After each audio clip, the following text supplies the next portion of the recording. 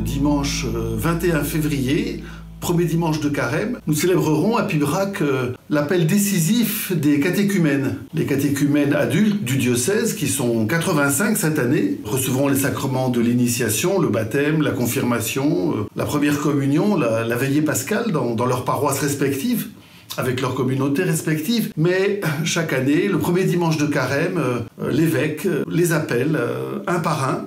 C'est un beau moment tout à fait joyeux et très émouvant où, au nom de l'Église, alors qu'on entre dans le carême et qu'ils arrivent à la dernière étape de leur cheminement vers le baptême, ce qu'on appelle l'ultime préparation, l'évêque les appelle au nom du Christ. Et chacun répond à son nom, se lève et dit une parole qui se présente à l'évêque, à qui ils ont déjà envoyé une lettre de demande de baptême. Ils expriment leur joie, leur émotion d'être appelés, d'être accompagnés. Cette célébration aura lieu à Pibrac. Nous serons nombreux avec les 85 catéchumènes qui porteront désormais le nom d'appelés. Il y aura leurs parrains et marraines, leur famille souvent, leurs accompagnateurs, leur curé bien souvent. Et je voulais vous dire cela à tous, d'abord dire aux catéchumènes notre joie et notre prière et les confier tous à votre prière et que vous vous réjouissiez avec nous. Peut-être verrez-vous ces catéchumènes, ces appelés dans vos paroisses, puisque les 3 derniers dimanches de carême, ils célébreront